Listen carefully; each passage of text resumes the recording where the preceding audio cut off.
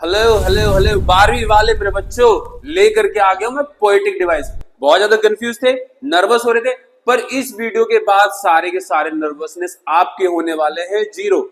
मैं लेकर के आया हूं दो पॉम्स के पोएटिक डिवाइस। पहला है माई मदर एट 66 और दूसरा है an elementary school classroom in a slum.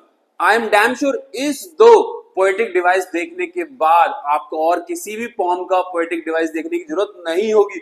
आप खुद ही इन दो को ध्यान से देखने के बाद अगले सारे पॉम्स के पोएटिक डिवाइस चुटकियों में कर लोगे। तो चलो शुरू करते हैं। सबसे पहले लेंगे माई मदर एट 66। ये पहला पोएम है 12th वालों का। तो देखेंगे इसमें सबसे पहले लिटरेरी डिवाइस। मैं आपको एक एक तरीके से बारी बारी से समझाता हुआ चलूंगा और आप अभी अभी इसी समय take your pen and paper, notebook ले लीजिए और अभी हैंड टू हैंड लिखते हुए चलेंगे। आई एम डैम श्योर आप सभी ले चुके होंगे। ओके, चलिए शुरू करते हैं। सबसे पहला आता है पोएटिक डिवाइस में, आप इसे लिटरेरी डिवाइस भी कह सकते हैं। सबसे पहला है assonance. What does it mean? क्या मतलब होता है इसका? डोंट वरी, मैं बताऊंगा आपको एजोनेंस का मतलब। सबसे पहले ये जान लीजिए, ये एक प्रकार का वॉल्स होता है। वॉल्स के साउंड को ही हम एजोनेंस कहते हैं। देखेंगे आप इसे ध्वनि का प्रभाव या साउंड ऑफ वॉल्स। वॉल आप जानते हैं ना, स्वर और व्यंजन। तो ये स्वर का प्रभाव है। क्या है? स्वर का प्रभाव। और मेरे बच्चों कुछ भी नहीं है। तो सबसे पहले देखेंगे कि माई मदर एट 66 में एजोनेंस कहां कहां आ रहा है। तो मैं इसके लिए एग्जांपल्स भी ले लिया हूं ताकि आपको सारा का सारा प्रॉब्लम क्लियर हो जाए। लेंगे एग्जांपल। जैसे आप देखिए, मैंने क्या कहा, साउंड ऑफ वॉवेल्स। और वॉवेल्स क्या होता है? ए ई आई ओ यू। बस आपको ये ध्यान रखना है, एजोनेंस अगर आप सीखना चाहते हैं तो ए आई ई यू देखना है आपको कि कहां कहां आ रहा है। तो देखेंगे माई मदर एट 66 में एक वर्ड आता है डॉज। डॉज मीन्स झपकियां लगाना। तो क्या साउंड आ रहा है? O, sound of O. So this is the assonance. और ओपन, अगेन यहाँ पे ओ, ओ अगेन एक वॉल्स है। इसी तरीके से mouth, O U, and face again A का साउंड दे रहा है। एशन अगेन ए का साउंड दे रहा है। एंड लाइक में आई और E. So this is the assonance. अभी इसे नोट डाउन कर लीजिए, take out your pen and paper और अभी अभी। और हाँ, कोई भी डाउट हो ना मुझे कमेंट में बताइए, मैं दूसरा एग्जांपल लेकर के आपको समझाऊंगा। एक और यहां पे लेते हैं एजोनेंस का example, that of a corps. What does it means? Corps का मतलब, कॉर्प्स एक मरे हुए मृतक शरीर को कहते हैं। तो कैसा एजोनेंस? जैसे मैंने बताया, दैट ऑफ अ कॉर्प्स। ओ, ओ का साउंड देख सकते हैं आप यहाँ पे, ए है ही है, यहां भी ओ है, यहां भी ए है। तो ओवरऑल लिटरेरी डिवाइस में और पोएटिक डिवाइस में एजोनेंस जो है वॉल्स के साउंड को ही कहते हैं। और भी माई मदर एट 66 में बहुत सारे हैं लिटरेरी डिवाइस। अगला देख लीजिए, इमेजरी। कुछ नहीं है इसमें मेरे 12वीं वाले बच्चों, कुछ भी नहीं है, बस कल्पना। आपको देखना है कभी कहां कहां कल्पना कर रहा है, आपको पहचानना है। जैसे ट्रीज स्प्रिंटिंग, पेड़ गायब हो रहे हैं। अच्छा, जब आप चलना शुरू करेंगे कहीं से तो गाड़ी आगे बढ़ेगी अकॉर्डिंग टू फिजिक्स, ना कि पेड़ गायब होना शुरू होंगे। लेकिन यहाँ पे कभी क्या कर रहा है? कल्पना कर रहा है, तुलना कर रहा है। Just you have to catch it. अगर आपने इसे कैच कर लिया और लिख दिया कि भाई यहाँ पे इमेजिन है और इमेजिनेशन है, एग्जाम्पल दे दो, trees are sprinting, childrens are sprinting, इस तरीके से, तो आपका काम बन जाएगा। एक और देखते हैं, मैरी चिल्ड्रन स्पिलिंग। खुशहाल बच्चे, मैरी मतलब खुशहाल, खुशी खुशी से बच्चे इधर उधर फैल रहे हैं, खेल रहे हैं। तो ये भी माई मदर एट 66 में अगला एक तुलना कवि के द्वारा किया गया है। नेक्स्ट हम देखेंगे रिपीटेशन। आप सभी जानते हैं ये अलंकार में इसको हम कहते हैं पुनरुक्ति। पुनरुक्ति मतलब बार बार repetition. Let's have an example. Looked कई बार आया है माई मदर एट 66 में। All I could do smile, smile and smile.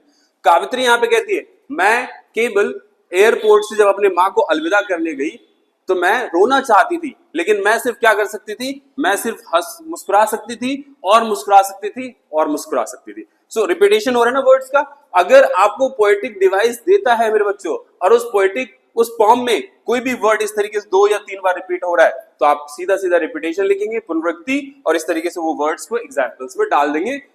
Examiner is going to give you full marks. एक और देखते हैं माई मदर एट 66 में, सिमली, उपमा या तुलना। देखो बिल्कुल आसान है, it's very simple, very simple, बहुत ही आसान है तुलना करना। Mother face has compared as a corpse, माँ का चेहरा मृतक शरीर के जैसे तुलना किया गया। तो समझ में आ रहा है ना, तुलना किया जा रहा है।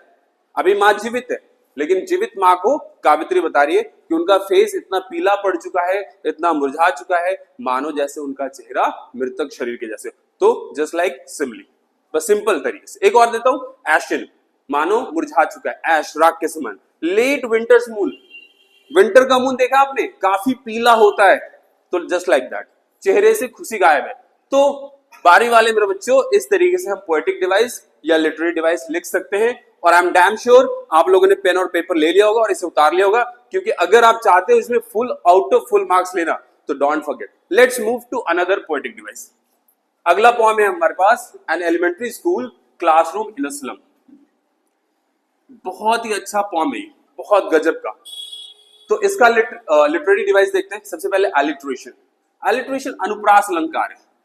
एग्जाम्पल, अनुप्रास अलंकार में होता क्या है, एक्चुअली एलिट्रेशन में होता क्या है, एक ही वर्ड को बार बार रिपीट किया जाता है, शुरू के वर्ड्स को, जैसे कनक कनक, जैसे हिंदी में बोलते हैं ना कनक कनक, उस तरीके से फ्रॉम फॉग, तो एफ वर्ड, सिमिलर वर्ड्स के रिपीटेशन होंगे। यहाँ पे देखिए, the words are repeating F itself. तो अगर कोई पॉम आपको दे दिया है and asking about the literary device और पोएटिक डिवाइस के बारे में पूछ रहा है, तो आपको देखना है कोई वर्ड उस लाइन में एक के साथ एक तो रिपीट नहीं हो रहा है। अगर रिपीट हो रहा है तो बस एलिट्रेशन लिखो और वो 2 या 3 वर्ड्स को लिख दो, दैट्स इट।